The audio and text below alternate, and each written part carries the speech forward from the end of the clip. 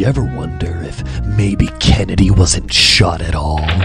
Some theories claim that Kennedy had unprecedented access to the FBI, CIA, and Vatican archives, all thanks to him being the first Catholic president of the United States and all. During a moment of deep contemplation on a Friday afternoon in Dallas, Texas, Kennedy reached total enlightenment, causing his pineal gland to explode. But if you ask this skeptic, it wasn't enlightenment that this president was trying to achieve.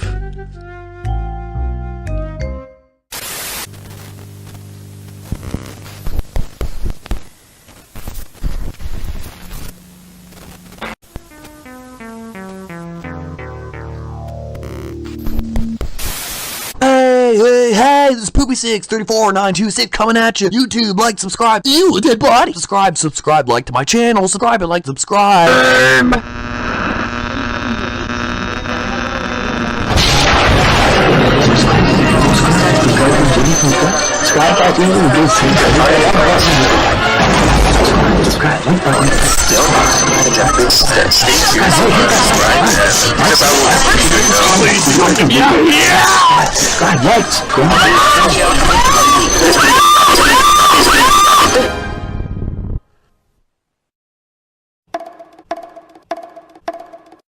Greetings, impressionable human representative of the 72 government-mandated genders of America. You have been selected to go viral. Should you choose to accept? You did not reply soon enough! I must not be important to you! Now I'm waving at you, O completely inoffensive non-binary citizen of the world! Yes, you have received an invitation to join in the Become an Orangutan Challenge! And all you gotta do is grant me access to your camera, your microphone, and your location! Beep. Whoa! Yeah, right there. Oh, okay.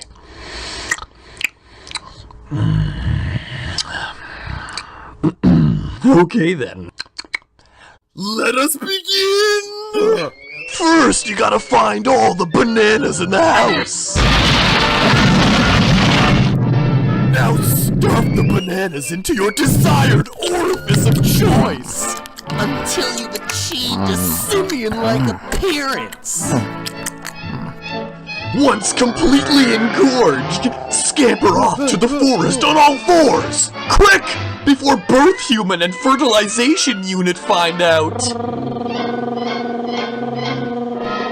Next, we'll... Where'd you go? We're not finished!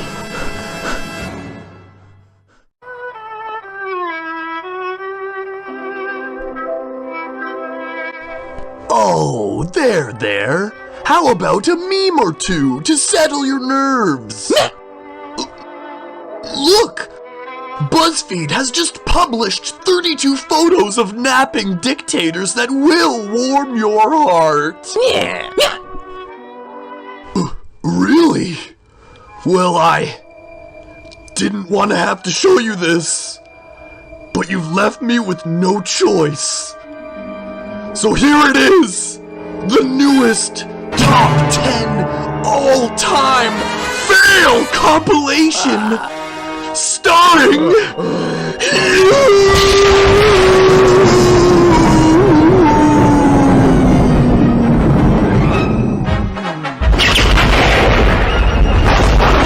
Oh, you've sure gone viral, all right. What's the matter? Isn't this what you wanted? I mean, so what if Jenny became an orangutan, along with Crystal and Marissa, and now they're posting tons of pics and everyone likes them? You've got fame, fortune, followers! Oh, but you wanted to become an orangutan, huh? Uh-huh. And instead, You became An epic failure! You can turn this all around, you know. Mm-hmm. It's true. But time is of the essence. The next trending hashtag is due any minute. There it is. Bash your head.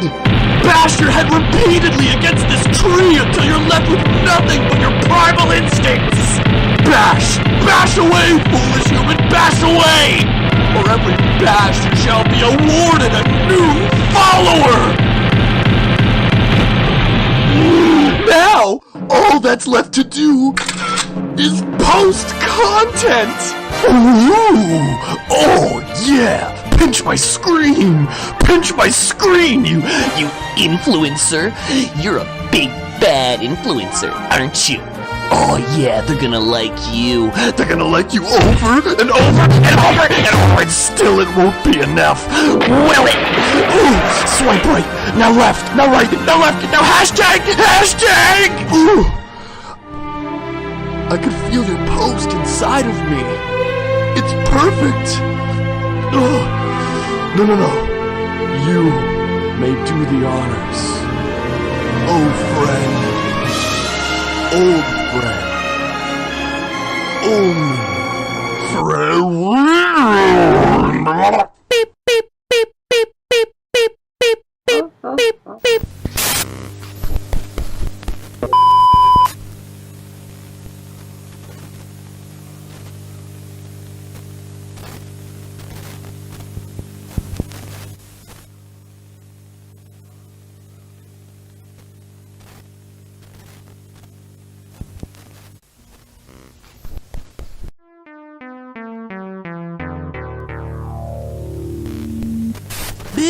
Bills. What are we gonna do with all these bills? Honey, I think it's time you forget about the bills and we go on vacation. What do you say? Oh, honey, I think you're right. Let's head on over to Dharma Travel Agency. I'm sorry, Mr. and Mrs. Pubis, but I can't find anything within your price range. Well, my dear, I guess we've only one option. Uh-huh.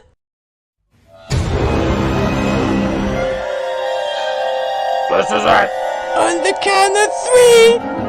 1, 2. Stop right there! This is not the answer to life's problems. This is the answer to life's problems. What's that? Let me show ya. Introducing the Quick Fix 3000, a patented new system that incorporates each popular method of suicide all into one. Step 1. Slip your head into our patented Life Relief neck harness. Step 2. Take your pill cocktail Cocktail sold separately. and wash it down with the sample-sized tube of Drano included in every set. Ensure plastic head covering is properly fastened with extension cords. All set to go. All you gotta do now is let our state-of-the-art technology take care of the rest. As you release yourself into the liquid containment system, a pulley will activate the faucet, thus activating a separate pulley, tipping the toasting mechanism into the liquid containment system. Meanwhile, a separate set of gears will pull the trigger on a Carcano Model 38 infantry rifle that will unload point blank in your face. With minimal cleanup thanks to plastic head covering, pheromones will then be sent out, attracting packs of wolves and bees who will proceed to maul and sting you.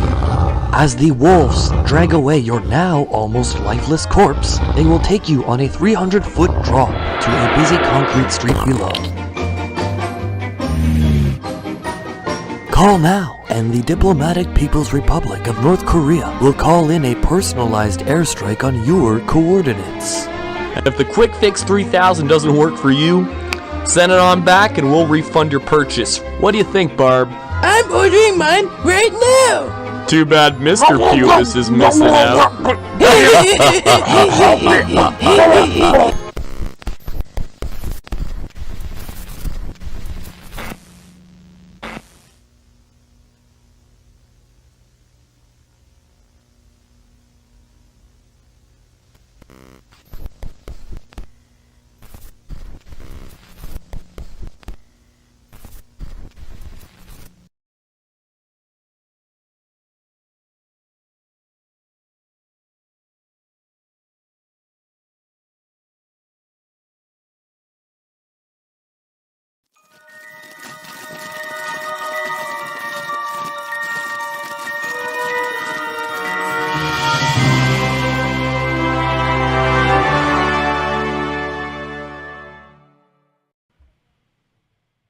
Hello, happy Thursday, or as I like to call it, Practice Friday. You are watching the Creative Chaos stream hosted by me, Christy of Flip City Magazine.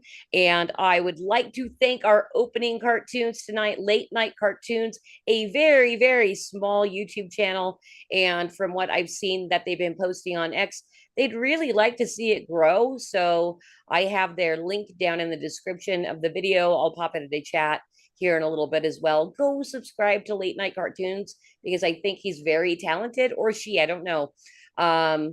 If it's a boy or a girl or what the cartoon person identifies as. So thank you, Late Night Cartoons, for providing those opening cartoons. I think they're fantastic. And our new friend Joey B. Toons said he's going to be featuring them on one of his podcasts upcoming, and with all the subscribers that he has, I'm hoping it really helps build that channel. So thank you again to them. And then hello over on YouTube to Pops and Good Stuff. And our buddy Media Bear popped in to say, hi, everybody. And then, of course, Good Stuff said, hi, spelled H-I-G-H, everyone. And Bruce Wayne, who is not going to be here today, is popped in as well. He said he was going to lurk, but I would be happy if you are able to also chat, Batman. I feel a little awkward because I know you're not going to be here tonight. Anyway, so Creative Chaos. What's the show about? It's about highlighting fascinating people creating fantastic things outside the mainstream instead of just sitting back and complaining that culture sucks. They're building up the new culture. So I do have a wonderful guest for you tonight. But before I bring him in, I want the chat, whoever is out there watching, please like, share, and subscribe. Help us build up really fun stuff. I think Creative Chaos is a fun show. If you like it, like, share, subscribe if you haven't already. And like I said, Batman's not going to be here tonight. He just had surgery on his neck. We're not sure exactly when he's going to be back because there's a voice issue with that. And also, we want him his normal, happy, high energy self when he gets back. So, Batman, feel good. Know that we're praying for you. And I've been praying as specifically for you to get out of hospital as quickly as possible and be able to self-medicate at home. And of course, Creative Chaos would be happening if we did not publish the best satire rag on planet Earth, Flip City Magazine. And I've got a little promo because Joey B. Toons shouted us out on his channel recently. So let's take a look at that. Well, here's something cool I got to mention. I'm going to be a guest contributing cartoonist for Flip City Magazine. Yeah, these guys are great. This is like Mad Magazine if it was still funny. Yeah, they goof on pop culture, all the backwards woke garbage, politics, all uncensored. So if you're offended by comedy, don't even bother. It's not for you then. I think it's great. They got a free copy you can go through right now. I got a panel in there. Yeah, they got a little section there for me called Concerned Citizens Corner, which is basically going to be the cartoon version of my channel. Yeah, I'm going to be doing more stuff with these guys. Go check it out, flipcitymag.com. They gave me a promo code if you want 10% off the entire site. So put in the code JOEYB if you want to check it out. And if you're choosing to finally go over and pull the trigger at flipcitymag.com and you want that 10% off, you can give Joey B the credit if you want, but you can also just not take the 10% off and let us have all the money. We could use it.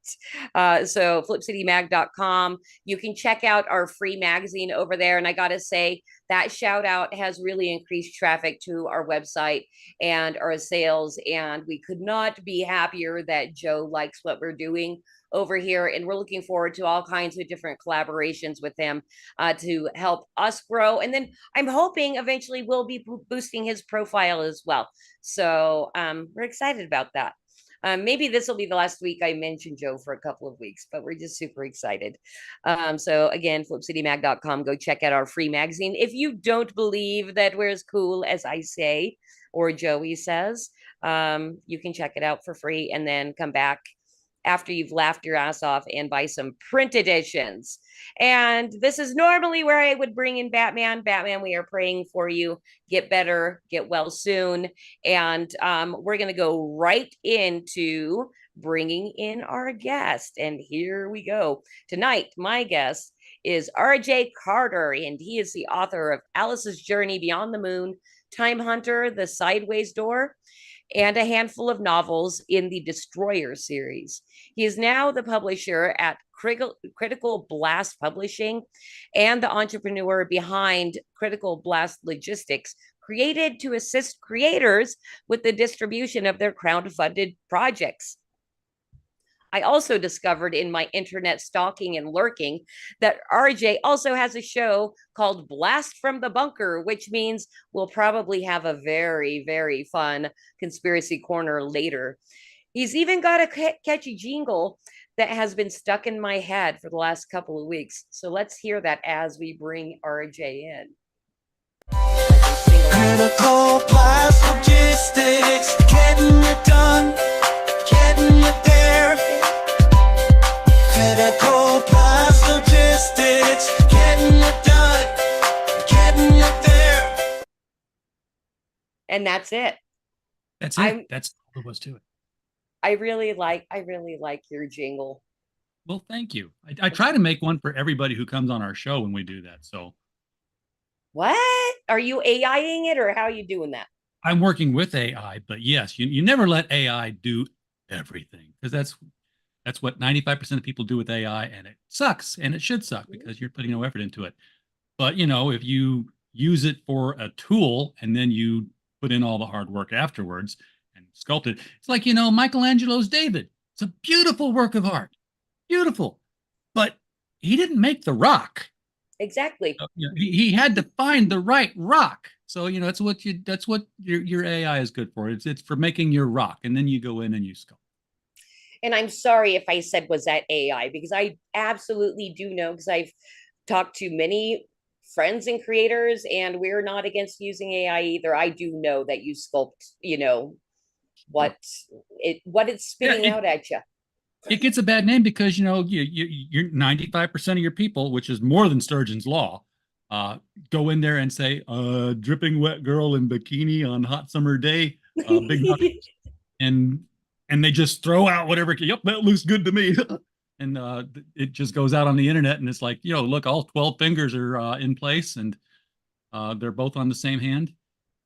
Okay, and you had just said something that I'd never heard before. Sturgeon's what? Oh, Sturgeon's Law. Okay. Theodore Sturgeon, science fiction writer.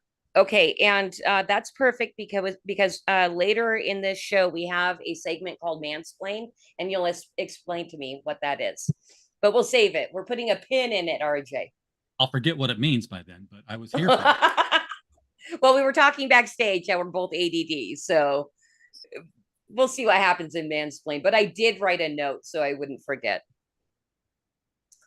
All right, so I actually did not know that you were an author yourself when I had invited you on until you sent over your bio. So I went and pulled those images, which were darn hard to find, because I went to Critical Blast to see if I could find those cover images, and then I ended up having to go to Amazon. What's up with that?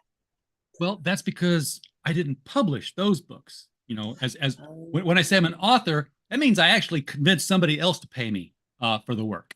So, the Alice book, which was written to be a third book in the Alice in Wonderland trilogy by Lewis Carroll, was picked up by a publisher in England called Telos. And they also happened to have, at the time, the publishing rights to Doctor Who before the BBC went back into syndication.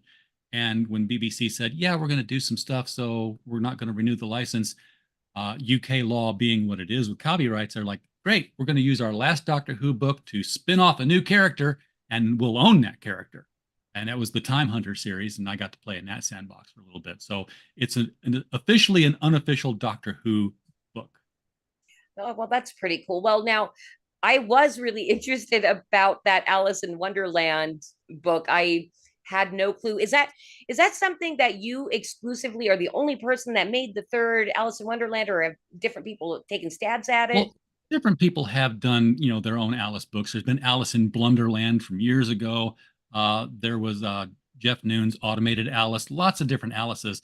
But this was the first one I can think of that was purported to have been written by Lewis Carroll.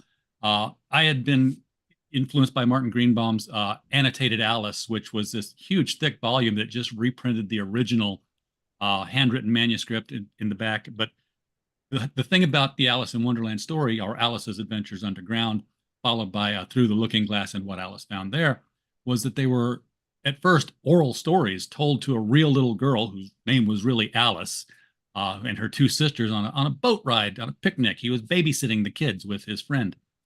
And it was full of these in jokes and little puns that she would get, because when he says, "Hey, there's a dodo," and this other thing, she knows who he's talking about. He's making fun of people. He's making fun of poems at the time by parodying. He was a Weird Al of the 1850s. So when I wrote my book, I wanted to make sure that it was keeping consistent with that it would have all the in jokes that she would get, and I prefaced it by saying, hey, we were, they were doing renovations at Christ Church Library in Oxford, where Charles Dodgson served as librarian from this year to this year, all true. And we moved some cabinets, and behind it, we found sheafs of paper that had fallen back behind there, and there were doodles and mathematical treatises, and this fully developed manuscript, which we believe was written to be a wedding present for Alice Little on her engagement to Reginald Hargreaves, date such and such and such and such.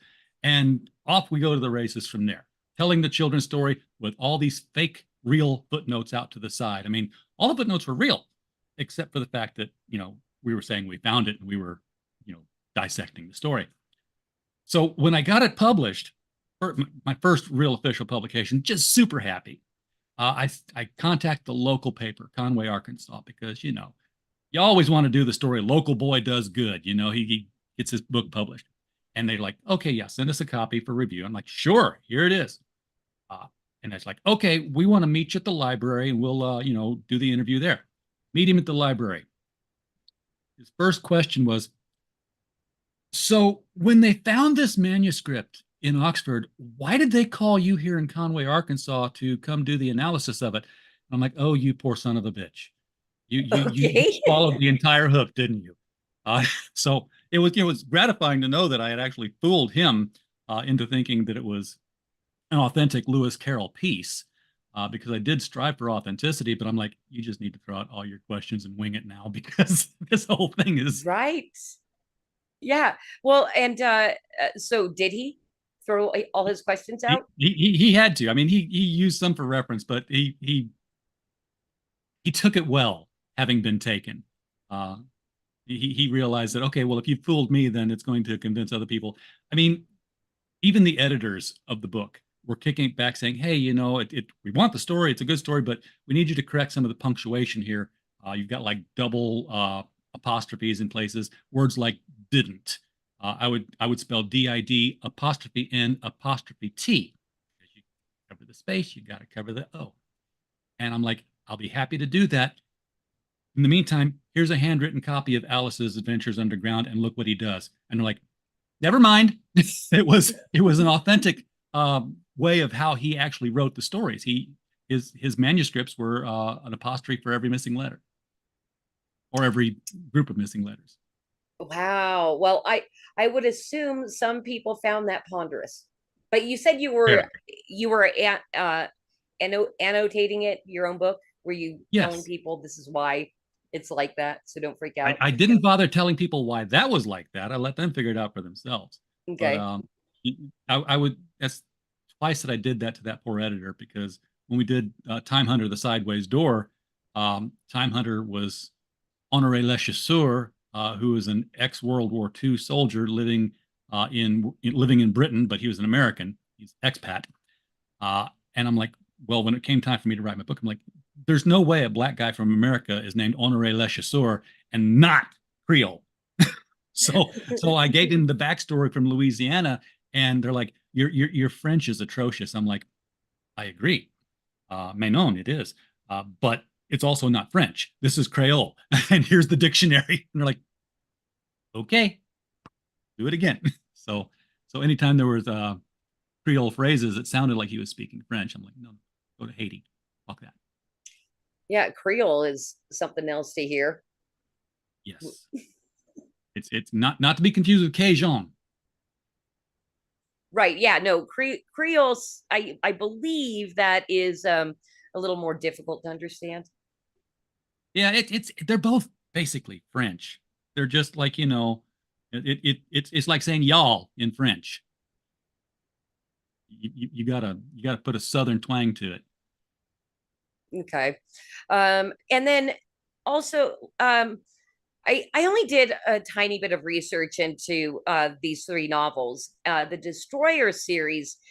So you did a couple of those or a few of them.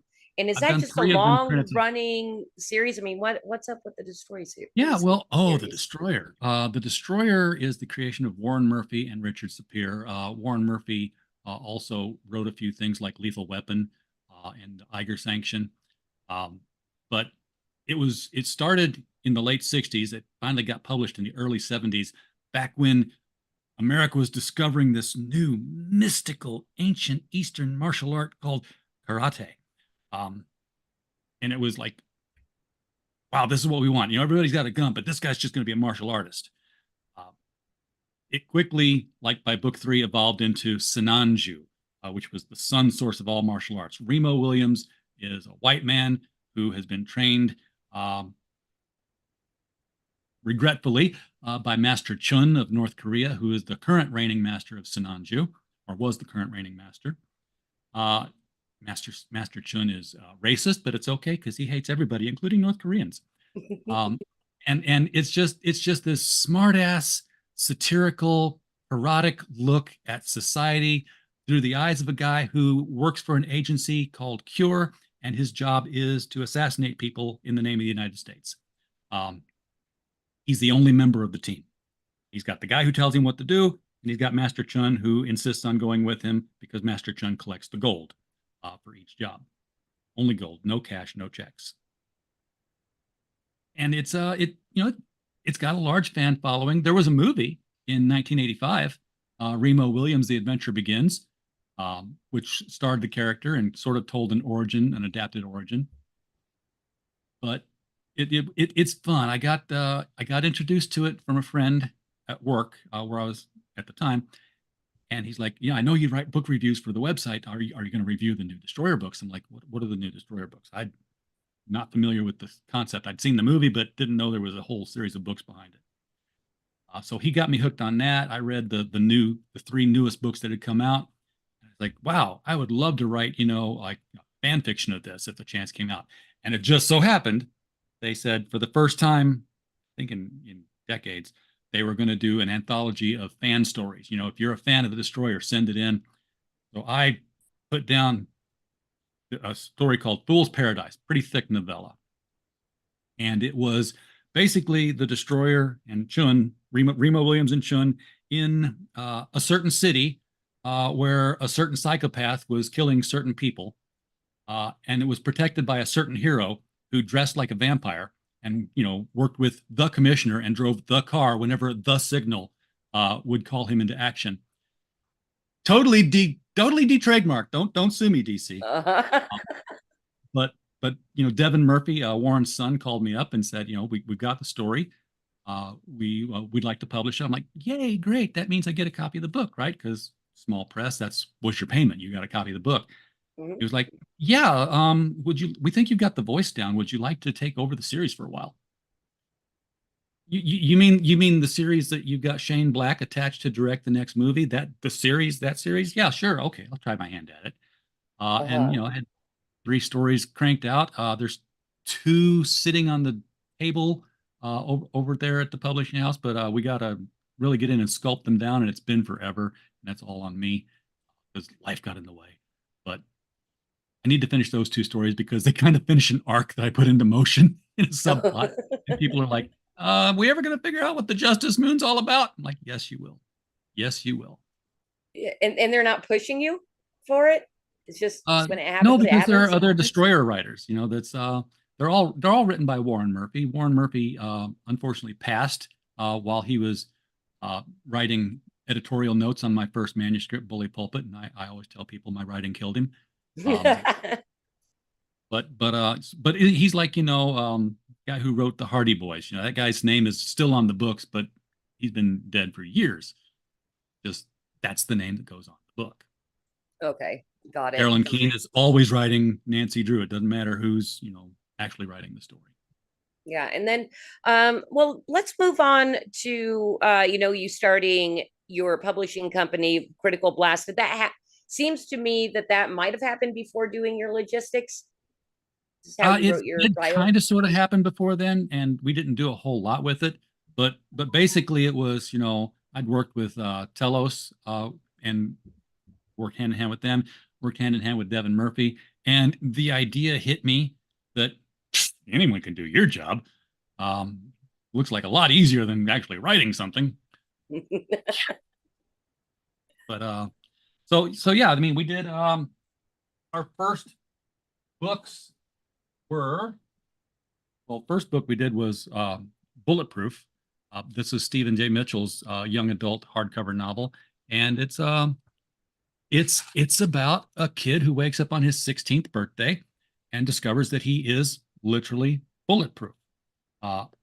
Unfortunately, and attracting to a certain audience, he has ADD. So Okay. he has to have his friends keep him on track. Otherwise, he's going to somehow get himself killed because he can't focus. He's got the attention span of a ferret on pixie sticks. So. Well, I'm curious how he found out he was bulletproof. I mean, did he live in a bad area? It's been 10 years? No. It's been a while. Well, I guess we'll just have to buy it and find out. Yes, you should buy it and find out. In fact, I've ordered another supply of them to take to the science fiction convention I'm attending in October. But yes, this is available on Amazon. All our books are available in a one-stop shop. If you go to criticalblast.com, there's a bookstore tab, and you can buy them direct from the printer, which, by the way, means that Stephen will get a higher payout for that, because we bypass the whole 55% discount that Amazon and Walmart and everybody else takes when they get the retail chain version. And all of our books, by the way, are not just Amazon. They are wherever you can buy books, you can get these books. You can go to your local bookstore and say, can you get this book in for me, please? Here's the ISBN number. And yes, they can. Very good. All right. And then, so were you crowdfunding those books and then publishing them? And then that's how you kind of figured out people kind of needed help with their logistics and getting their crowdfunders out? I'm kind of interested in how you decided to start helping crowdfunders with that. Well, we were just publishing straight up. I mean, I pay current, and then I wait 90 days to get paid by the printer. So whenever people get paid their royalties from me, that comes straight out of my money. And I've told everybody, I'm like, look, if you ever get a month where it's a $20,000 check, we're going to have to revisit this policy. But right now, I can support it. So we've really haven't really cranked things up until this year, and suddenly we're just putting out like 40 different books this year. We did the X. This is a digest size, by the way, of X Thieves. Compare it to a full size comic like Nano 13. Both of these we've published and put out there. You might have also have seen hardcovers like 2100 Samurai by Nick Gibson. We did the Perfect 10 Artist Edition, which was crowdfunded. We're publishing it first crowdfund, and then we're going to retail it through everything. But the crowdfund assist actually came through the podcasting. I was doing a show with Lee Byron Carver, Kemosabe, and he was doing The Company Men. This was, 5 years ago? Company Men, beautiful looking book. $25 price point. So it was, typical for the time of crowdfunding. A good $40 to $50 for shipping because it's coming out of Australia. And that's where he was printing it.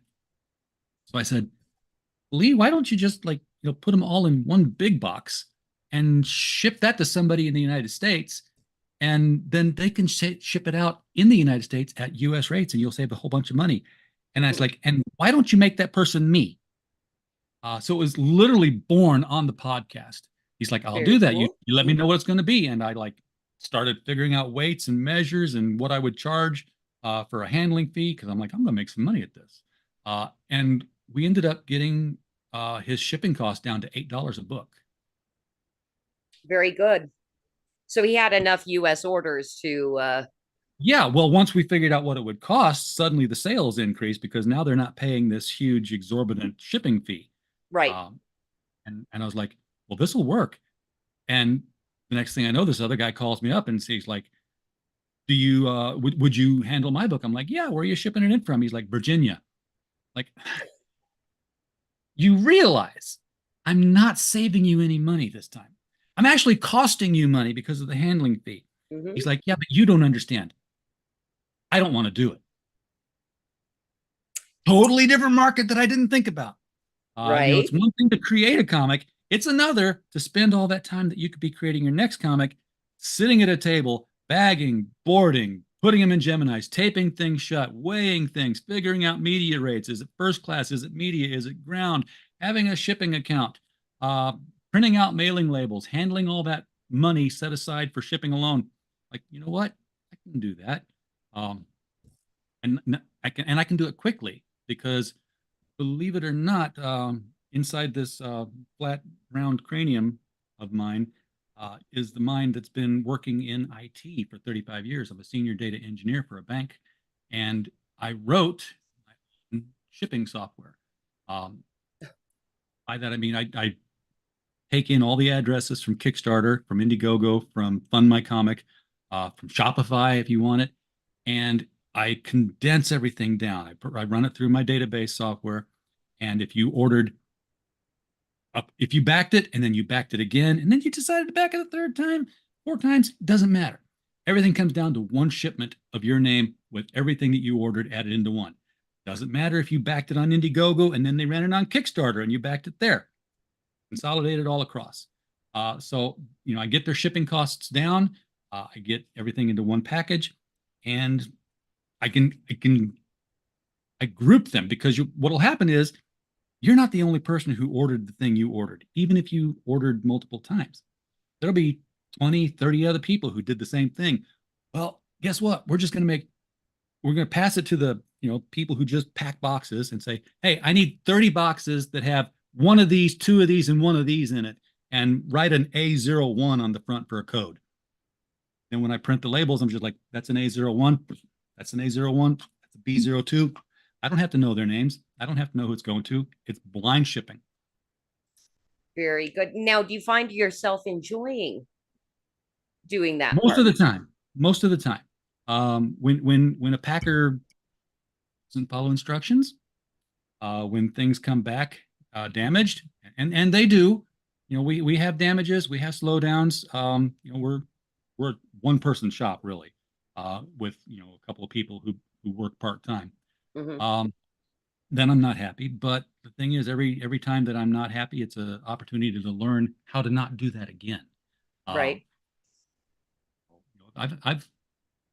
There have been times when projects have cost me money, but I learned from that, and I make sure that doesn't happen again.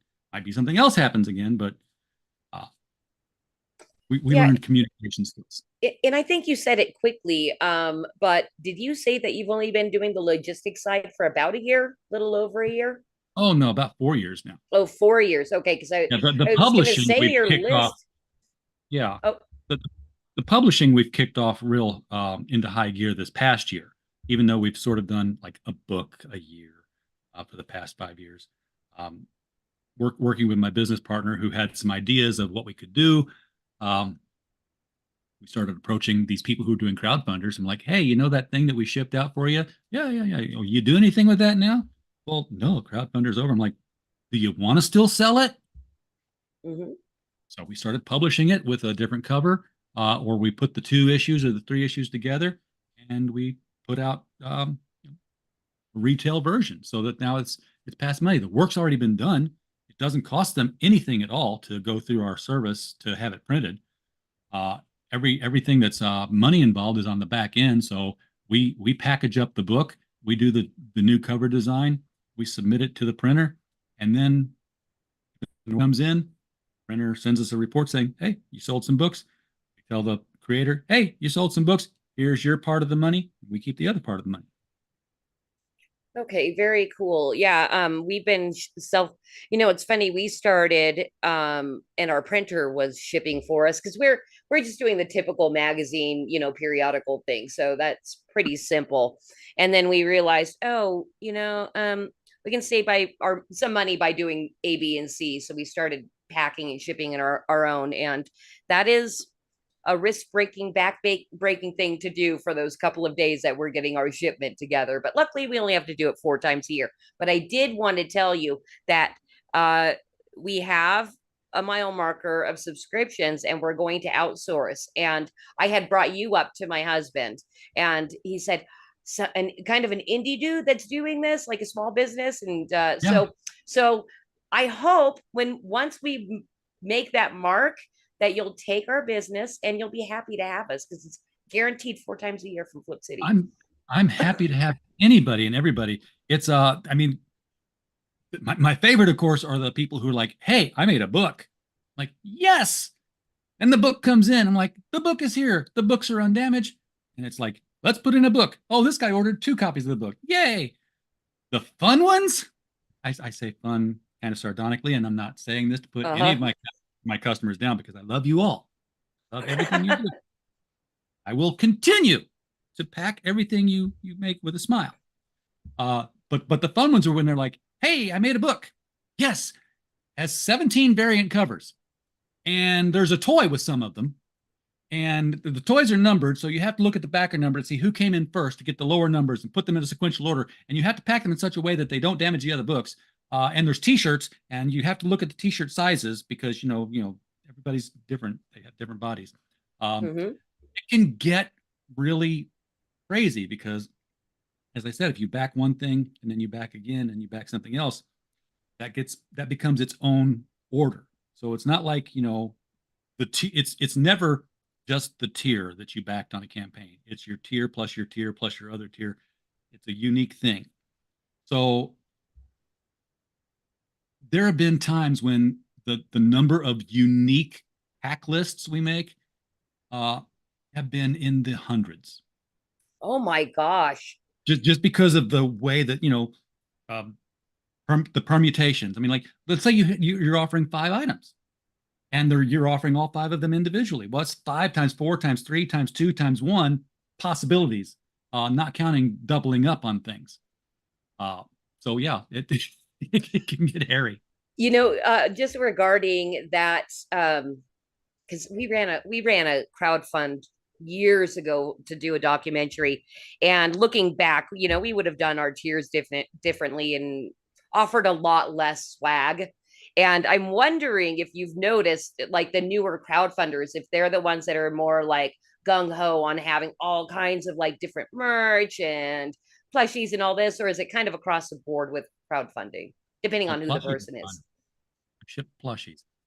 Yeah, you do run into your first.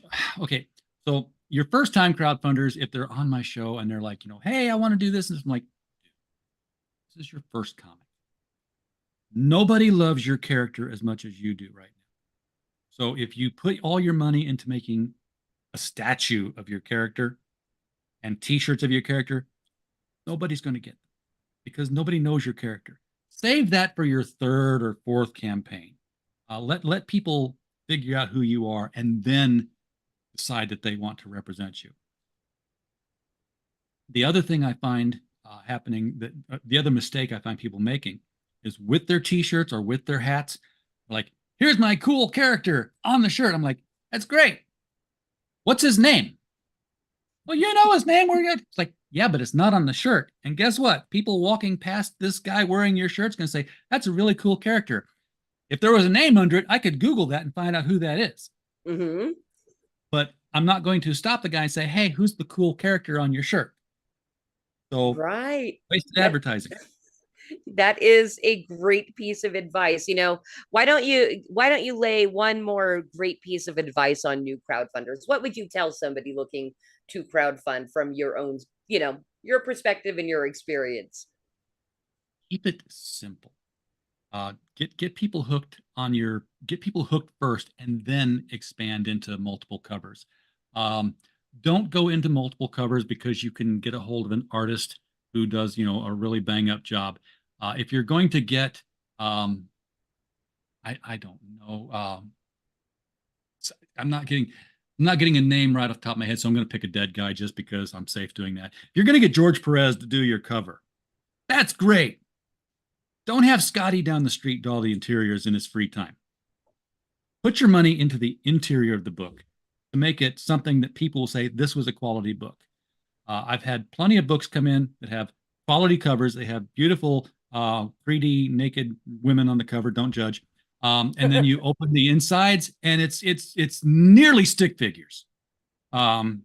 Wow. So that seems like false advertising. Well, it becomes and to be fair, they advertise some of their pages on the campaign. They always show that, and I say stick figures. I'm like, they're just cartoony. They're not the covers. We've all seen it. So it's obvious that what you're selling is a pinup, and you're floating the price. You're bloating the price up because you're putting it on the front of a book that no one's going to read. This is a book that someone's going to put in a frame, or they're going to put it in a bag and board, and they're going to hold it up and look at it with one hand, and never really open it. And they may not come back for the next book. I'm like blushing now from that one hand remark. I just real quick. Wait, what did you think I meant? Hey, real quick, over on YouTube, we had a couple more people stop in. Our good friend George Washington X came in and said, "No, Batman." And then Batman says, "I'm here talking." So he might not have heard about, well,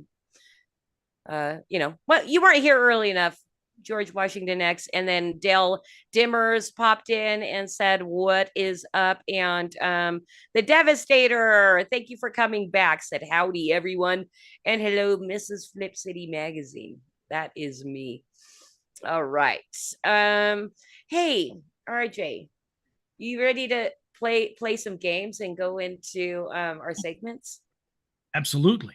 All right, cool. Let's head in, because I already have a question for you to mansplain to me. So let's head into mansplain. Except now that men won't mansplain to me, I'm realizing I don't know how to do anything.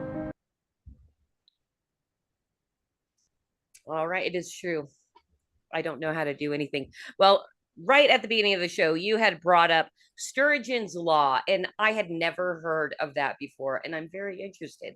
Can you please mansplain what Sturgeon's Law is? Well, Theodore Sturgeon was a sci-fi writer and editor way back in the day. We're talking like, I want to say 40s or 50s. Don't go Wikipediaing me, folks. I'm just saying it was a long time ago in a publishing house far, far away. And what he was quoted as saying was, at the prompting of, hey, 90% of these stories are crap.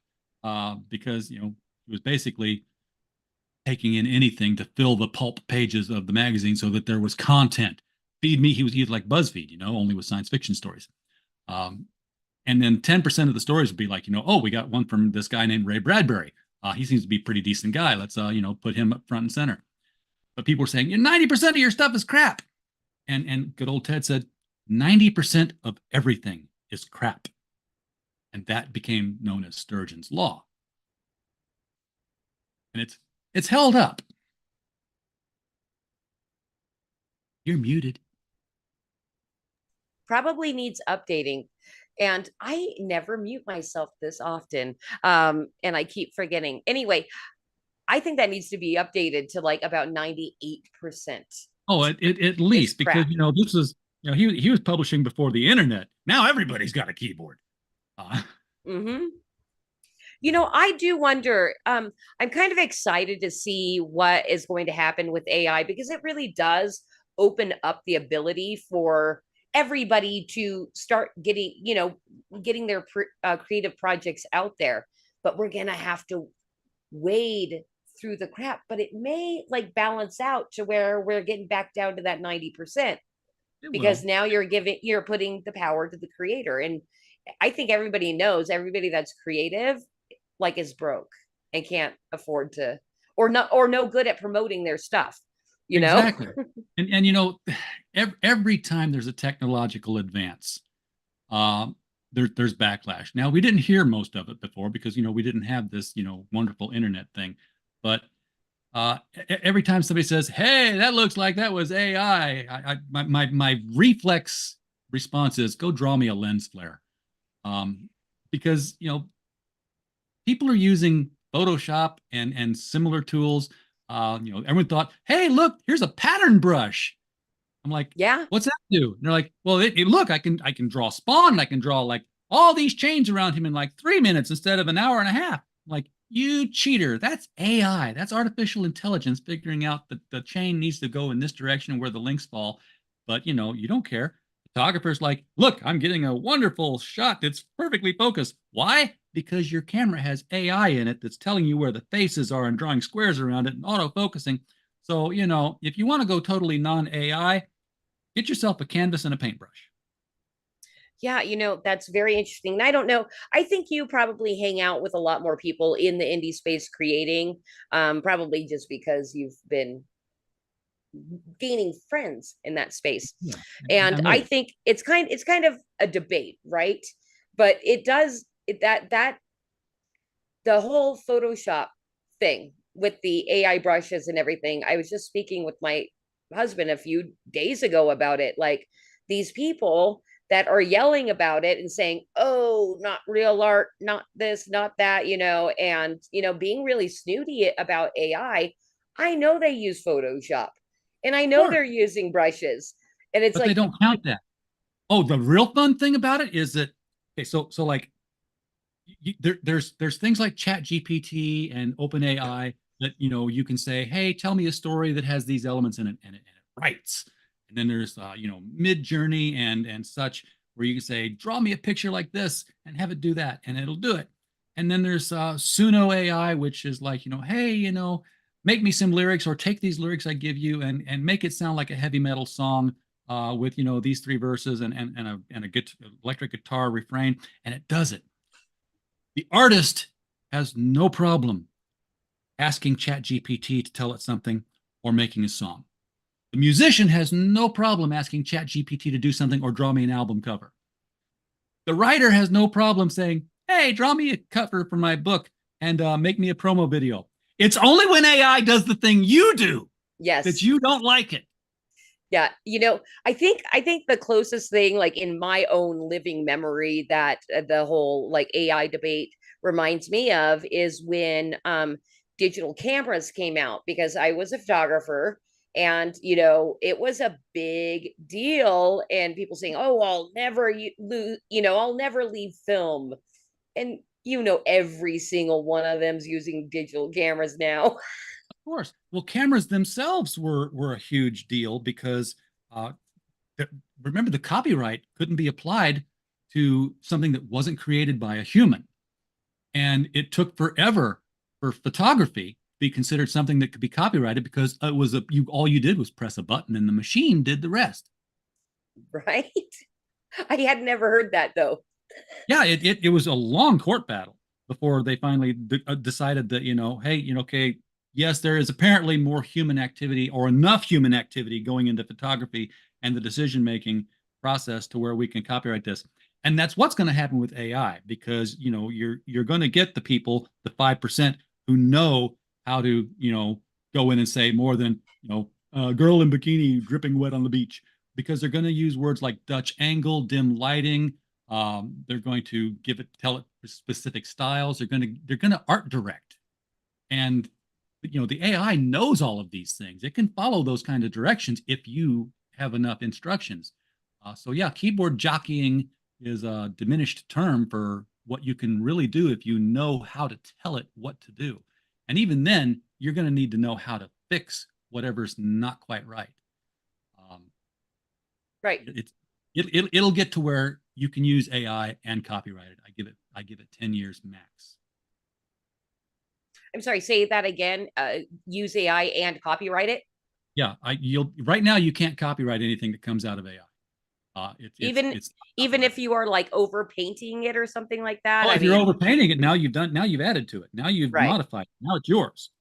But which unless AI makes some leaps and bounds, which it's doing. I mean, 2 years ago it was like, well, you can't make a minor tweak on an AI picture. Now you can. Now you can like draw a square around the area that's problematic and say, hey, in this little square, I need you to fix this, and it does it. right. Okay. Yeah. Hey, I didn't know that Mansplain was going to get into AI, but I find it kind of an endlessly fascinating topic to kind of talk about the drama built around it. In fact, gosh, one of the Creative Chaos shows, I had a subscriber to our magazines tell me in live chat that he's canceling his subscription because we use AI occasionally, and that's shitty. And I'm like, Yeah. dude, oh, that hurts my feelings because there's so much more to the entire magazine, but because Yes. we've used a couple of AI things for different reasons and they're freaking hilarious, you're gonna, and it's like, I hope he comes back after he realizes he was wrong. Well, realizing that you were wrong is the hardest thing for a human being to do. We haven't evolved that far yet. I swear. Okay. I'm a conspiracy theorist, and I'm a conspiracy. I know, and we're gonna get into conspiracy corner in one moment. And I've learned, and I've had my own cognitive dissonance broken up so much over and over that, like, I think I've gotten really good at realizing I'm wrong about stuff, to the point of like, I think kind of psychosis, because I'm like, I don't know what to believe anymore. I'm going to sit here, do my show, make this magazine, talk to people, and be a crazy person in the background. Yeah. Anyway, on that note, would you like to go into conspiracy corner? Yes, let's do it. Let's do it. We can even do AI. I wanna live with a conspiracy girl. I could be prepping the rest of my life with a conspiracy girl. Those weren't aliens. Dude, RJ, you have no idea how excited I was to find on your YouTube channel that you talk conspiracy, because it's one of my favorite ways to like meet and get to know people. It's like to know how much of a conspiracy theorist they are. I don't have anything planned for this, but if you even just want to riff and like talk conspiracy, you could start. Even I'm protected, by the way. So Sure. Do you know why so many art pictures from AI look like Artgerm and the Shikari? I didn't know that. We might have to go back to Mansplain, because I don't know what you're talking about. Stanley Lau. Stanley Lau signs comic books as Artgerm. He's a well-known artist in the comic book community. Okay. The theory is that okay, so nothing happens overnight. This AI stuff goes back to development like a decade before we ever saw it. The reason why it looks so much like Artgerm and why it looks so much like Shikari is because they were helping train the system with their art. And there are like posts in Reddits and stuff where they were talking a year ago or 10 years ago saying, doing something new, going to keep me busy for a while. Could be pretty exciting. That's interesting. Do you think they were, I would assume they were rather well compensated for doing that? I would hope, because, just like, well, maybe they were just drawing a bunch of pictures and feeding it into the system. Everyone thinks that, last year Midjourney knocked out an AI and just turned on a switch and said, okay, go scour the internet for pictures and learn what they are. No, it doesn't work that way. Okay. It doesn't? AI doesn't work like that? Well, okay, so I actually use AI in my day job. So I have trained some AI engines, and they train quickly, but the core processing of it all, no, that took a lot of testing. Got it. Is AI gonna like take over the world and Here's the destroy it? thing. Everyone says AI is not creative, and I'm like, yes, you're right. AI is a tool. Again, it's used by a human. You are never. Take that back. Never say never. You are not going to for a very long time. You are not going to turn on your computer and your AI bot saying, "Hey, yeah, while you were sleeping, I got bored during the night, so I thought I'd draw some stuff. You want to take a look at it?" It's not going to go unprompted and create stuff. It's not creative. It's going to say, what shall I do for you today, master? You want pink bunnies typing out a novel? Well, okay, it's up to you. And I've done the crazy pictures like, give me pink bunnies typing out a novel while they're sitting in a bar drinking a Guinness and smoking a blunt. And it produces it. And I'm like, I need to know where on the internet you found that picture to copy, because that is the conspiracy, right? That, AI is scraping the internet and just copy pasting pictures that it finds based on your description. I'm not finding the stuff I asked for. Okay, I think I understand what you mean by that now. And yes, you're absolutely correct. I haven't done a ton of like playing around with prompting AI, but it is funny because Scott, my husband, he uses it a lot for different reasons, including we did a stream once together because we got bored and we wanted to try to sell some magazines. We're like, why don't we just stream? And he decided to go on AI and have different famous people talk to me and make them say rude and horrible things, and it was hilarious. AI voice, that's fun. I wish I could play with that, but every time I try to, my computer blows up because I have a cheapo laptop that was bought during an emergency crash. So it's what I've got. I'm like, oh, I need more memory. I took it to the store. I'm like, put more memory in here. They're like, it's a laptop, dude. It's soldered onto your motherboard. You're not increasing your memory. Oh, hey, I feel your terrible computer woes. Mine is also terrible, which is another reason I super duper love our producer, Cosmic Grandpa, because he basically hosts everything. It makes it so I can actually have a fun stream, including, well, I will tell you, and I'm assuming, RJ, that when you stream, you use StreamYard. I do. I can't have anything open on my computer except for StreamYard.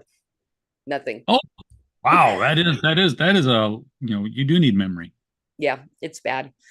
It's bad. Well, okay. Well, let's see. How did you become a conspiracy theorist? When and how long? Close Encounters of the Third Kind was in theaters. And you're an old one.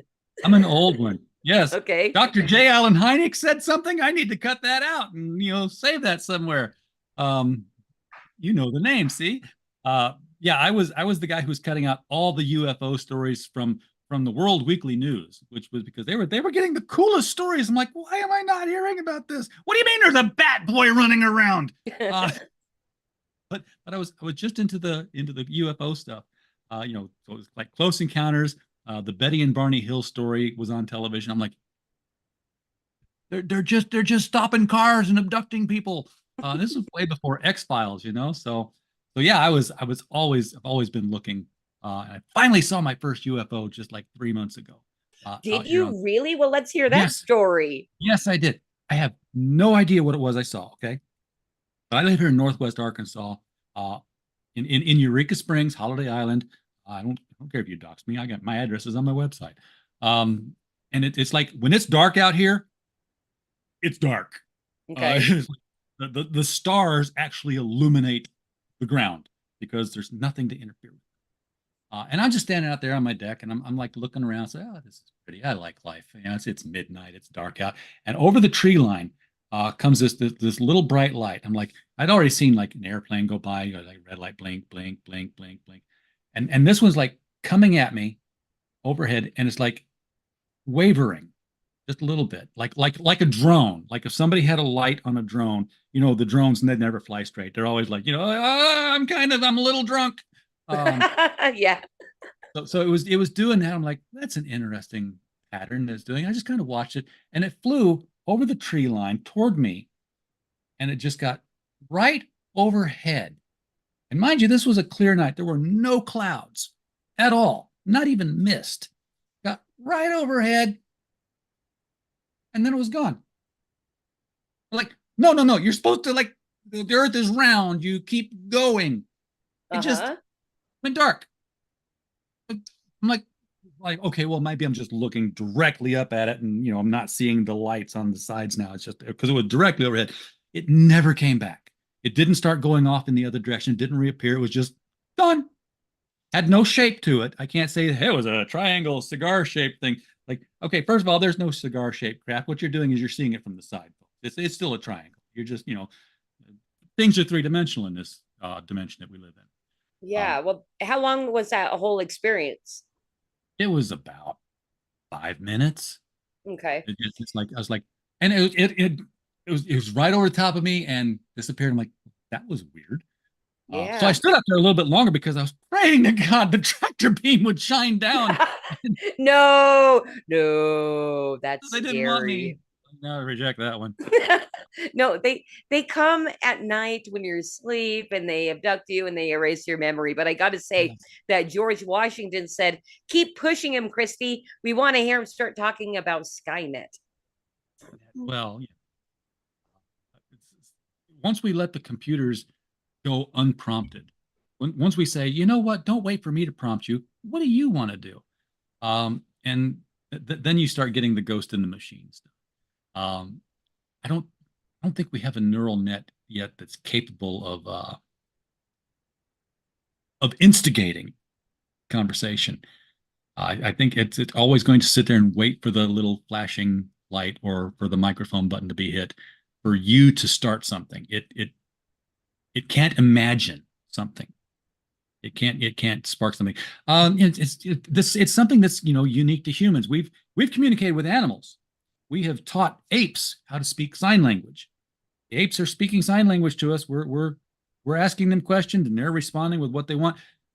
And I'm sorry to everybody who speaks sign language because I just made a mockery of it by wiggling my fingers in the air and doing stuff because I don't know any sign language. None at all? I can do the alphabet. Okay. But Good sign language. So yeah, I probably just curse somebody out in I know that one too.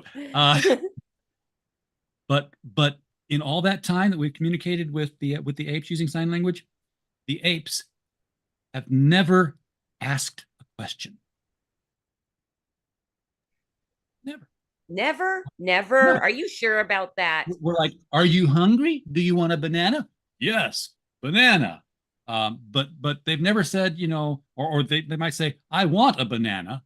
If they're hungry, they'll come up and instigate a conversation with you, but they'll never say something like, what did you do with your hair? Right. Okay. Why can't I talk? I do still find it fascinating that we've taught, the higher species of monkeys to use sign language. Yeah. Oh, I was wondering, do you know, I'm assuming they've tried this, that to teach a couple of different apes to do sign language. I'm curious if they've ever used sign language with each other. I don't know if that's ever happened. I want to get a job teaching sign language to dolphins. Think about it. Dolphins are both beautiful and majestic and smart, but they're also assholes. Yes. They also have no hands. So, teaching them sign language would be difficult. Meep.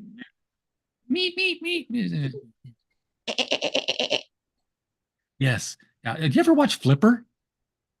Oh God, it's been forever. I mean, I did when. That's back when we were still being taught that animals are smart. Look, and apparently, all Flipper could do was say, "Hey, the kid's drowning out here." All Lassie could do was say, "Timmy fell in the well." But at least June Lockhart spoke dog, so she always knew what she was coming around for. And then, hey, I want to bring this up because this is Cosmic Grandpa, our producer, popping in. I don't know why he'd bring his chat up. I mean, he could have just interrupted us. But were you able to read that? Self-replicating code. Yeah, that's that kind of ties into some of the early experiments that Google was doing with AI, because which they shut down. And if you're familiar with it, then you know where I'm going with this, because the AI code started rewriting itself and started communicating with the other AI, and was developing its own language. It was coming up with grammar shortcuts and language shortcuts, and it was starting to go faster and faster. And programmers like, we have no idea what's happening. Shut it down now. Before you know, it starts figuring out nuclear codes or something. I don't know. But it was they were pretty frightened about it. All right, excellent. Well, hey, I think we're good for Conspiracy Corner tonight. We've spoken a lot about AI, but I thank you for sharing your UFO experience, because I've only ever had one other guest with a UFO experience, and that was Justin Belmont. And he said he hardly told anybody ever about it, but Oh, well, now, I could tell other people still. My ex's grandfather came in. Yeah, this is close to 100 years ago now, I guess, because he died a long time ago. But he told her the story. Came in, told his parents, like, I was just out in the woods, and there was a great big tall thing with a lot of hair on it. And his parents said, "Don't you ever tell anybody." Okay, I'm putting this back on because I'm endlessly fascinated with Bigfoot. Well, he's around here somewhere in Arkansas for sure. And I live in California, and apparently Bigfoot is a thing on the West Coast. Oh yeah. Well, I think the first public acknowledgement of it was somewhere on the West Coast. Was it Oregon? Possibly, where it was the construction site, and they had the plaster cast footprints of the feet track. And then of course there's the famous film, was it Gimlin film? Yeah, apparently that still is the only like really, really across the board trusted film.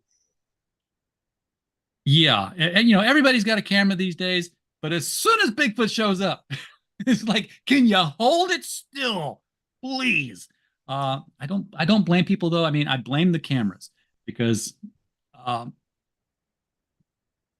the phone in your pocket will take a 4K HD picture.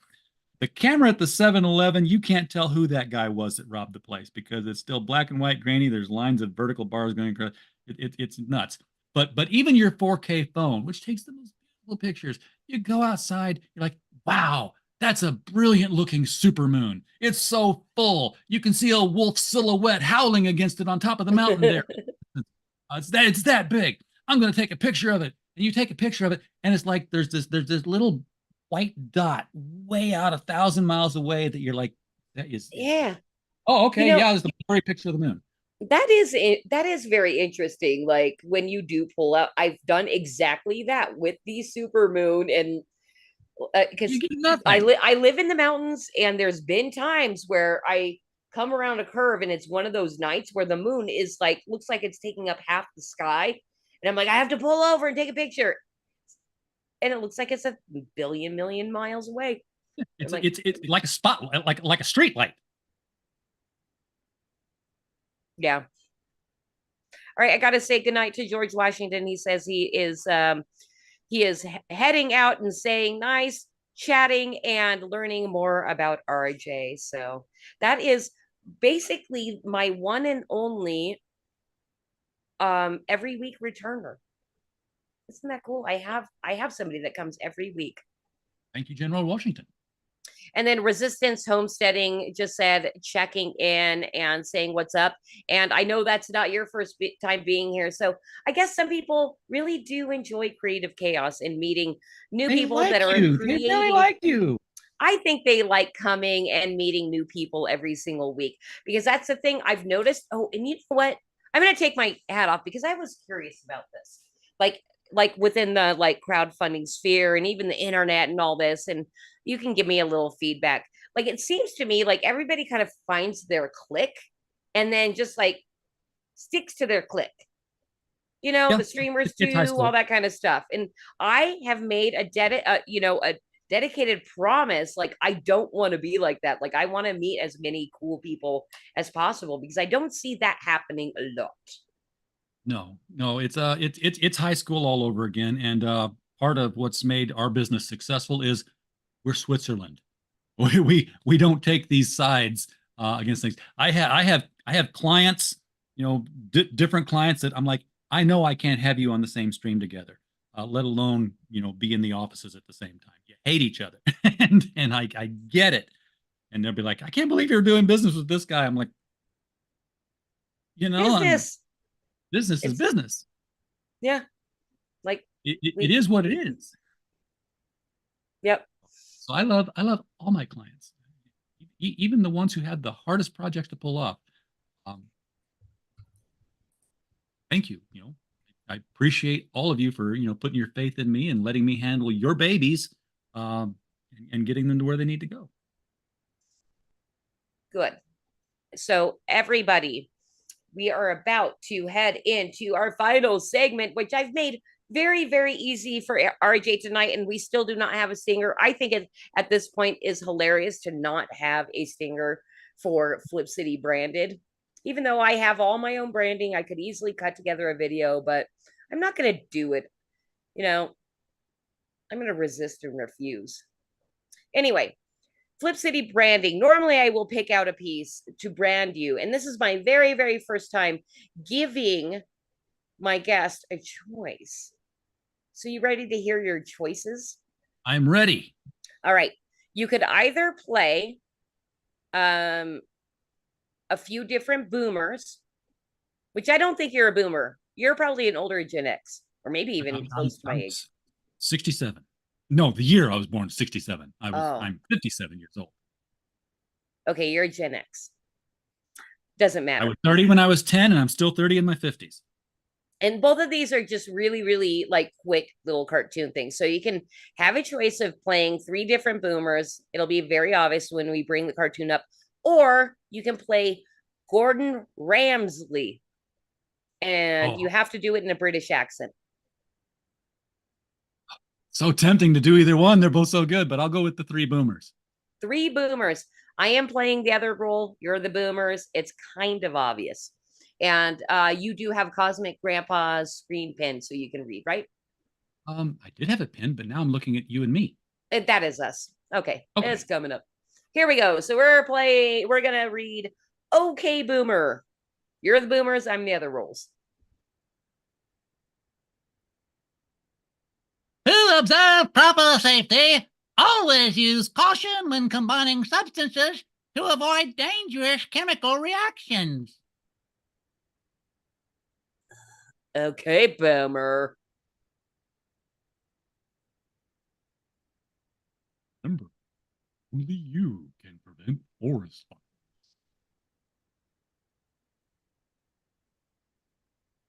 Okay, boomer.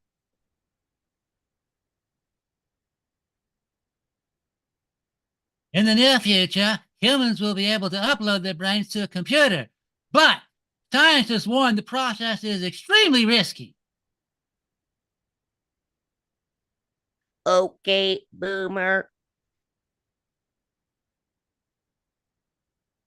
And that was Okay Boomer with art by Daryl Collins. I was so easy on you tonight. This was... There's another guy I show up on his show every once in a while, Mike Walters. He does the mic stand, and every Friday night. Okay, so Mike is one of these guys. Mike struggles with autism, not the fashionable kind, but the real kind. And so he runs a show every night where he's doing niche news, and then on Fridays. He's the guy where, like, comes into the comic store and they're like, I want to read comics. Where should I start? Well, you should start with Dark Knight Returns. You should start with Batman Year One, pick up Watchmen. He's like, no, when did they start? So he goes back to 1932, and he's currently up to 1940. He's reading the Golden Age comics every Friday night on his show. We're turning the pages. We're reading them out loud, doing voices, doing sound effects. It's a hell of a lot of fun. And that's what this reminded me of here. You get to read comics and put voices to it. So I'm always the narrator. I'm always reading the narrative boxes. And meanwhile, back at the Hall of Justice, It's a lot of fun. So give Mike Walters a follow, guys. He could use the following, and he doesn't miss a show. The guy is a mensch. So he's doing, and by the way, your voices were fantastic. And oh, thank you. Very quickly timed. So this Mike, though, he is reading comics. Are you able to see all the art, or is he just yes, absolutely. He brings the page up. He'll do voices, and then I'll do some of the characters. He'll do some of the characters. He has different guests every Friday, so it's a hodgepodge of people on a rotation. That sounds really fun. It's a hell of a lot of fun. I love doing that show. And he's reading them. So basically, he has started at the start of comics and going through all Golden Age comics. All Golden Age comics. We're reading characters I've never heard of before. And then sometimes you get to characters that you have heard of before. He's finally gotten to the Batman comics.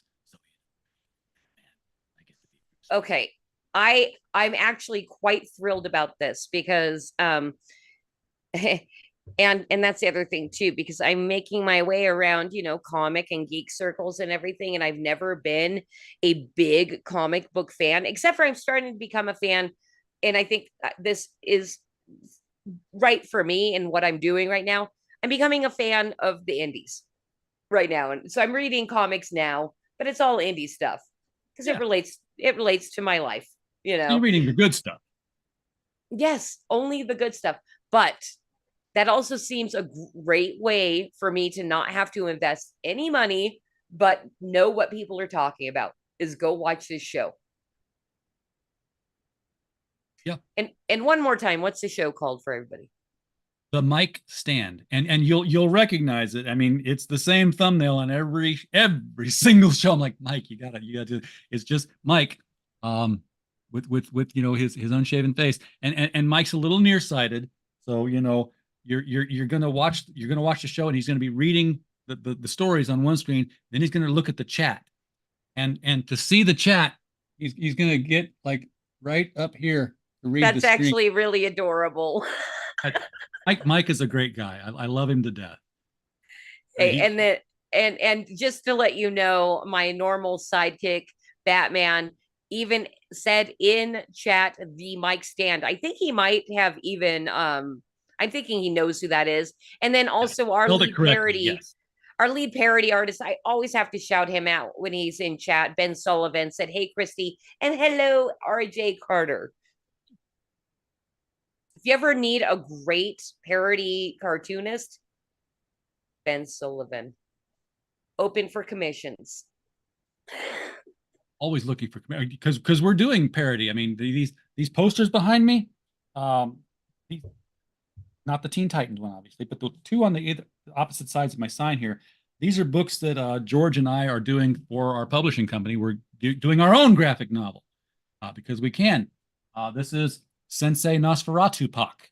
He is the biggest, baddest, mother-loving son of a mystic, kung fu martial arts, black mystic arts kung fu. It's basically, what if Shaft became Doctor Strange? And he speaks all the jive. George and I are the two pastiest white guys on the earth, and we're going to out-black Eric July with this blaxploitation graphic novel we're working on. The other one here is Fenton Elephant. You've heard of Cocaine Bear? This is Fenton Elephant. Oh my! And he didn't just cross the border; he trampled it.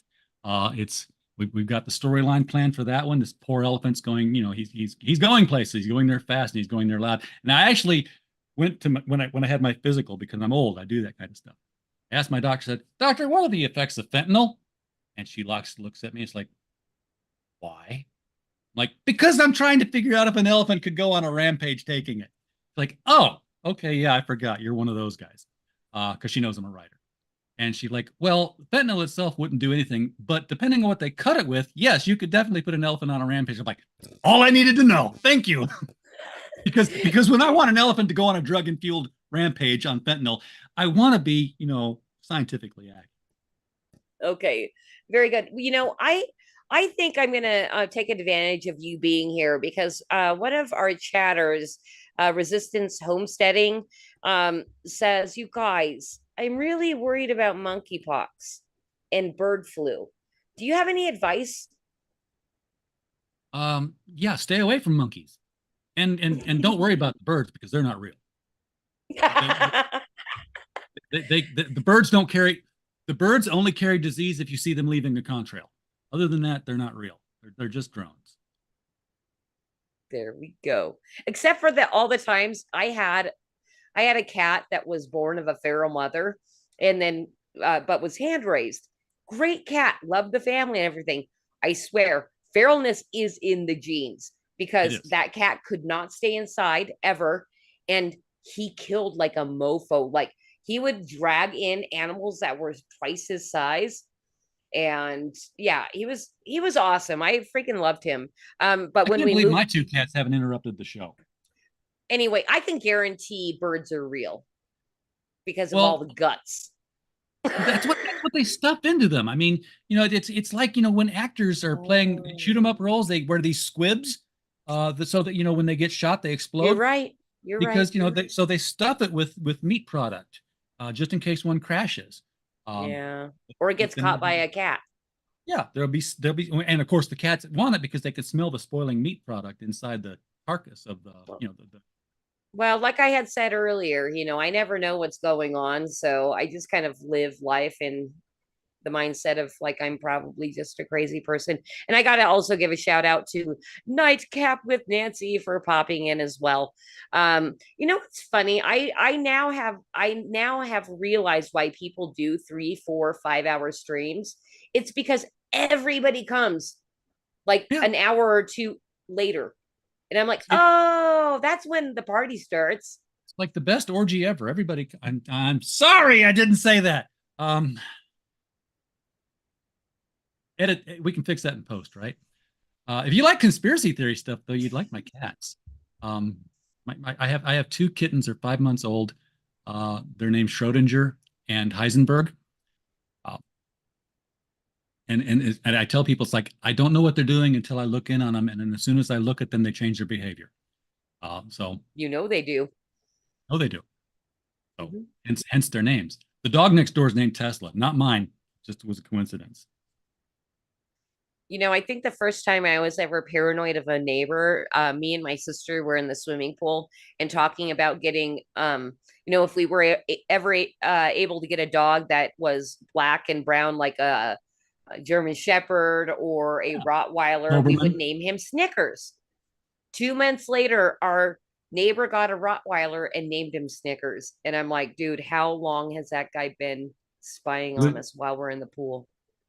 He's been listening over the fence. Schrodinger heard her name.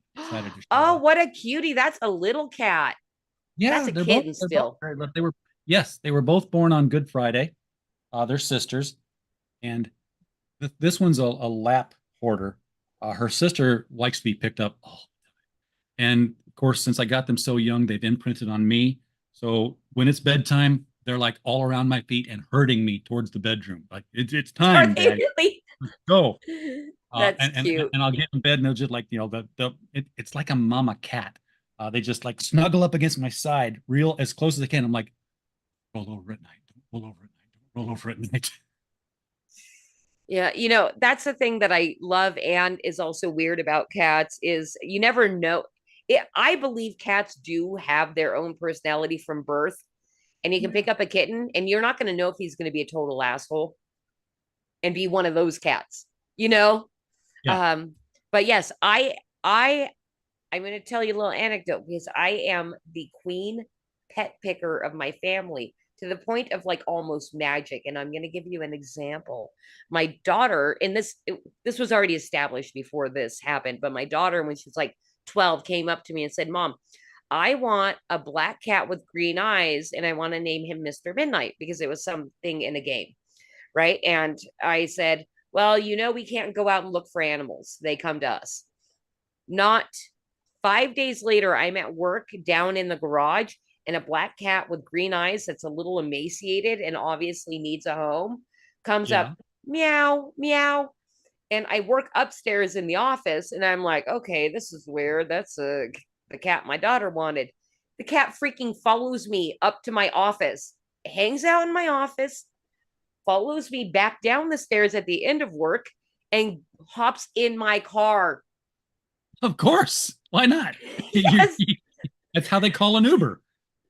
Yes, it was like, and he was the best cat. I just freaking loved him. Well, the Like he cats that tell, pick you are always. yes, they really are. And yeah, I mean, I bet you do this, RJ. Do you make up whole stories and do you like anthropomorphize your animals and give them voices? I do. Okay, We just went through a whole session of that tonight, didn't we? Yes, we did. Okay. You know, Do they have voices that sound different than yours? They do. In fact, they have voices that sound different from each other, and they feel different. Like in the middle of the night, I can tell which one has called, and if I put my hand out and I touch them, Heisenberg has a much silkier, almost like a mink feel, and Schrodinger here is a little bit more wiry in the hair texture. So you wouldn't believe they had the same mother, but they had different fathers. Guaranteed that one. Cats are the only animal that don't realize what species they belong to. Dogs know their dogs. Ducks know their ducks. Rabbits know their rabbits. Squirrels do squirrel things. Cats are whatever animal they got raised with. And you can find video documentation evidencing this. If you have a kitten raised with rabbits, it will hop around. If you have a cat raised with a dog, it will and whenever it feels happy. They imprint like that. Yeah, you do. They're very interesting. Well, I gotta say, thanks to Flip City, and I would say RJ as well. I just got to explain Schrodinger and Heisenberg to Nightcap with Nancy. Where else do you get intellectualism like that? Yeah, exactly. Now this is continuing. It's a new trend for my cat names. Throughout my life, my cats have been named Persephone, Antigone, Calliope. I went through Greek muses and goddesses, and then we had a Persian cat that lived forever, and her name was Shahrazad. Wow! Because she was Persian, so I named her after the princess in 1001 Nights and a Night. That is quite wow. Now I feel bad about all my stupid animal names. All your fuzzy butts out there. Like why can't I get a name like this? I am a cat. I should deserve something with dignity. Well, I'll tell you, the way I got my little black dog is a few weeks before he showed up. I said, I want a little black dog, so I can name him Sharpie. And then he showed up 3 weeks later. You're like the kid in, you're like the little kid in Good Omens. It's like when the Antichrist. Oh, got to read the book. Don't. The series is okay. Read the book. Okay. Yeah. The Antichrist is on Earth. But when they were supposed to, when the nuns of the Chattering Order were supposed to swap the Antichrist with the ambassador's son, a local farmer, his wife got pregnant. She just showed up, said, "I need to deliver." So now there's 3 of them, and it became a 3-card Monty, and they lost the Antichrist. So he grew up in a normal home, and it's his 11th birthday. It's like, this is his coming of age thing. We send the Hellhound. The Hellhound will find the Antichrist, and he will he will do his bidding and conquer the world. And the Hellhound appears on Earth, and it's on the other side of the fence, and it's snarling and it's big. And the boy is there talking with his 3 friends. He's like, "Yeah, what do you want for your birthday?" "I want a dog." "Oh, yes, call me." Like, "I don't want a big dog."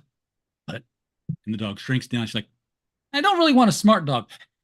I just want a dog that'll follow me around and chase the ball." And the mighty hound of hell that was ready to conquer the world becomes this mixed mutt puppy that just isn't capable of doing anything except staying at this kid's heels and chasing a ball and bringing it back. Oh, that sounds actually like a really fun story. And you said definitely the book, not the movie.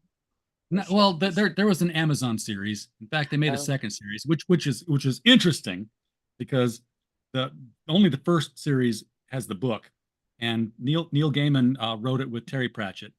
And I was at a book signing with him once, and I said, "Hey, are you ever going to do anything more with the 2 main characters, Crowley the demon and Aziraphale the angel?" And Neil was very Neil. Like, "I don't think so. for one thing, Terry's quite busy these days. He's practically Lord Pratchett. He owns half of England. So I don't think we're going to have the time to get around to doing it. I do know, that if I were to ever pick up and use Aziraphale in a story, because that was, Terry's character, if I ever used Aziraphale in a story, I'm sure Terry would come around and break my fingers. If he ever used Crowley, I'd kill him. Okay. People are very intense about their IP.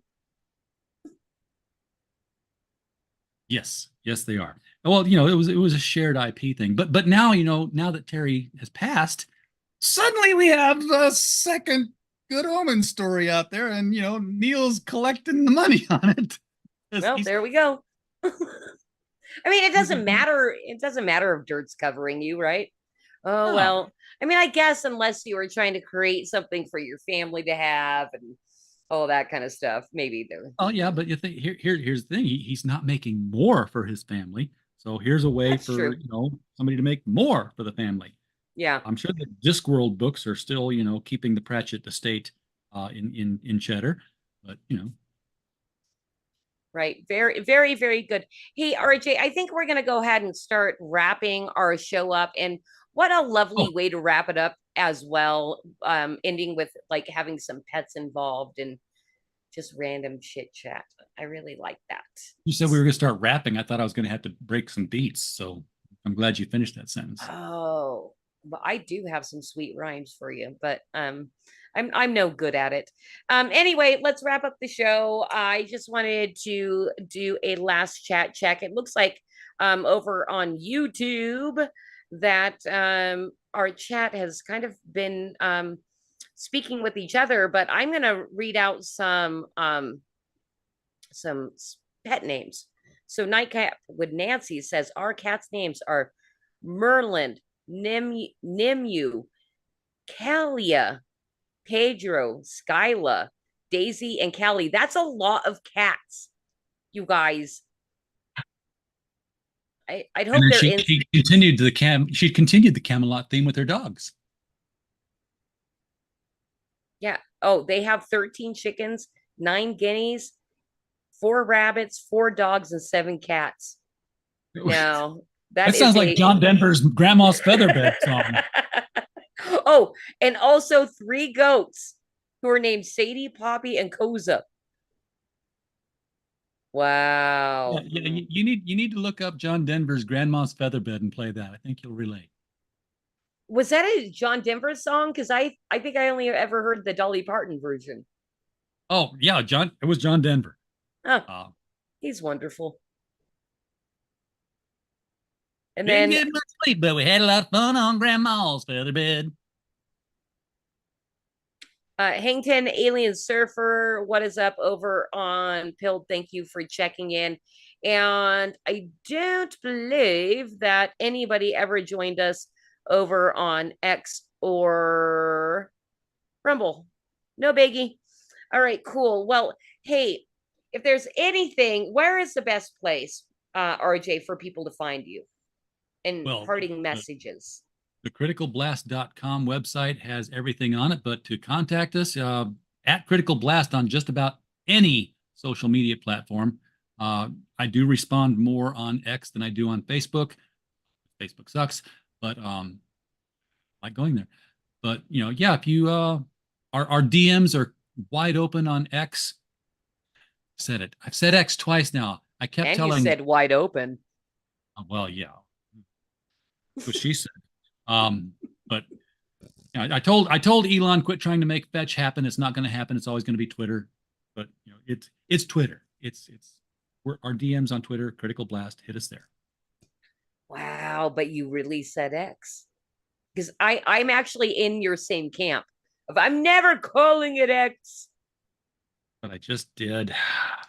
It's kind of the same thing with Big Lots.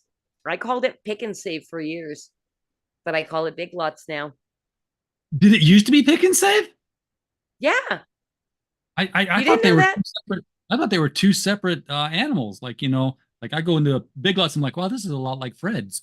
Oh, I don't know what Fred's is. It's the same thing. Okay. I'm pretty sure Oh, Pick it's and not an Save Ollie. became Big Lots, but now you have me second guessing myself. I don't know. It could be a Mandela effect. It's not as good as an Ollie's. A what? Ollie's. Have you never been to an Ollie's? No, but I'm Southern Californian, so we probably don't have it. Okay. That sounds like a like Midwestern thing. I found 2 of them in Kentucky when I was driving through there last month.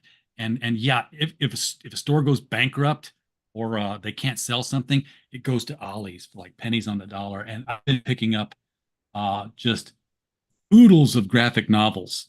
Like there was a collection of all 12 Watchmen, all 12 issues in a hardcover version in a slipcase, retailed for like $125. You can get it there for $17. Wow. Okay, you heard the man. Ollie's. If you come across Ollie's, go check it out. I have actually seen an advertisement for Ollie's on my weird Samsung TV because I don't think they target like regions. But now I'm jealous. I want cheap shit. Anyway, I'm relegated to Amazon for that. Which, by the way, I got 24 cans of tuna today for $13. That's not bad. Yeah, I was kind of proud of myself. Anyway, all right. Well, that was the last random thought. A quick Flip City plug is what I do next. So go check out Flip City Magazine for free at flipcitymag.com/free-magazine if you want to get right to the free magazine. But our website's not too bad either. So that's flipcitymag.com. Thank you so much to my producer, Cosmic Grandpa, and my regular sidekick, Batman, who I am hoping gets back here sooner than later. Check them out on Sunday nights over on Pilled.net at 6 p.m. Here we are. 7. Say it. 7 Eastern, 4 Pacific. And find all our links Sundays at 3beermen.tv. Yay. We got a nice little man behind the curtain voice there from our awesome producer, Cosmic Grandpa. I can't thank you enough. Normally I would announce next week's guest, but I am really behind in booking. I kind of got RJ last week at the last minute to tell me. And I don't have a guest for next week. So backstage, you're going to tell me who I should invite on next week, who you think is going to be a wonderful guest for Creative Chaos. And I guess good night, everybody. Have a good Practice Friday rest of the night. Bye.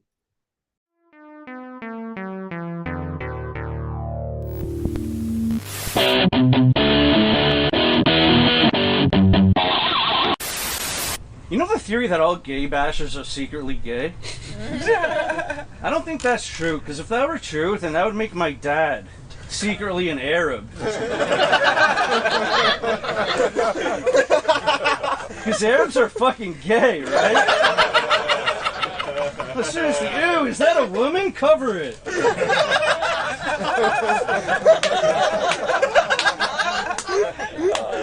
Gross, a clitoris? Cut it out. Who's running the Middle East? Uncle Joey from Full House?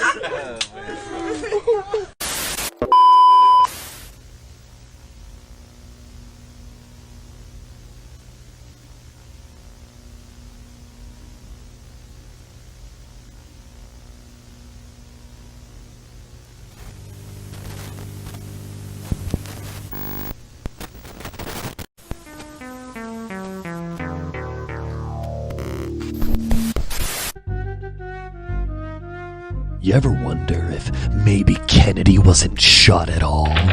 Some theories claim that Kennedy had unprecedented access to the FBI, CIA, and Vatican archives, all thanks to him being the first Catholic president of the United States and all. During a moment of deep contemplation on a Friday afternoon in Dallas, Texas, Kennedy reached total enlightenment, causing his pineal gland to explode. But if you ask this skeptic, it wasn't enlightenment that this president was trying to achieve.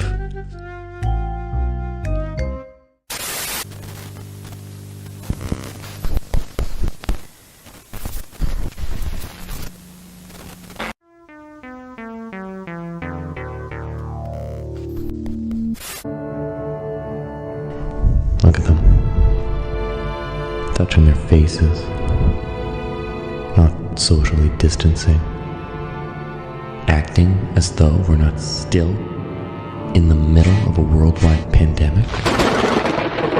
Selfish. For all they know, I could have a deadly immune disease. I don't. But what if I did? They don't know that. But their kids aren't even vaccinated. Little disease vectors, germ factories. Unclean, each and every one of them, but not me. Science deniers. Racists. Tucker Carlson. Watching. Carlson. Conspiracy theorists. Carlson. Maybe someday I'll meet someone who takes the precautions as seriously as I. We'll share a bubble together. We're in this together inside of this.